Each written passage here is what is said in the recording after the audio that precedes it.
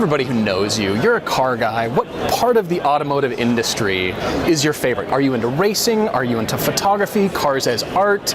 What strikes you? What's your favorite part of cars in general? Wow, great question. I love design. I've spent years and years around the studio. I know you have. I've probably got I guess I'm drawn to the exteriors. When I used to work in the studio, exterior design was really interesting to me. As just the styling alone, the beauty of the car? Yeah, I think, you know what's really changed, Paul? What's really changed is the language. You know, how we're seeing the bodies now have a lot more tension in them, feature lines.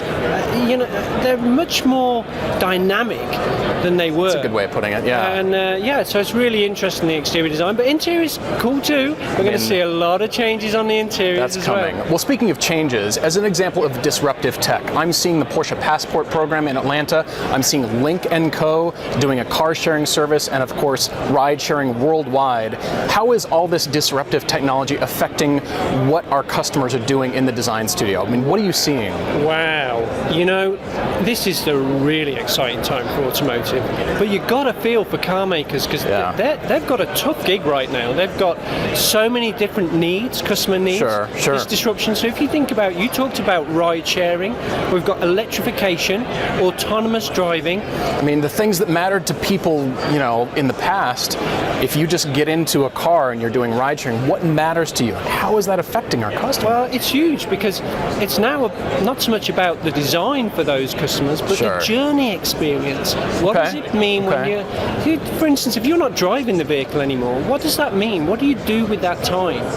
So I'm curious. I mean, that's going to come out in interior design and the interior experience. We're already seeing customers do that.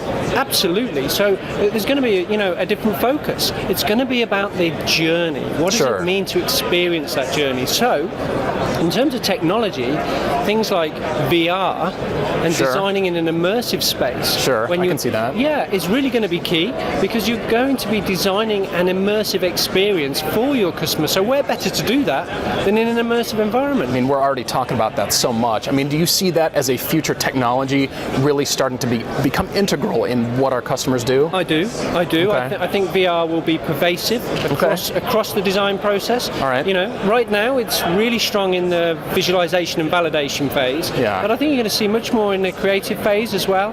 And eventually I think it's just going to become an integral part of the whole process. So that's exciting. Do these car manufacturers listen to you more intently because of your British accent?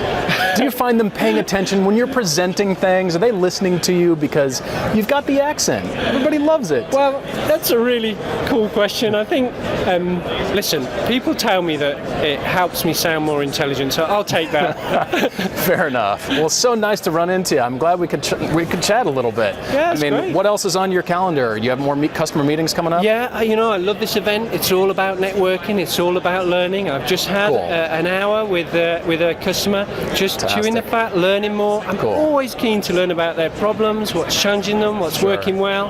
That's what really makes a difference in my job. That's what's really exciting. Love it. Cool. Nice to run into you. Yeah, you too, Paul. Awesome.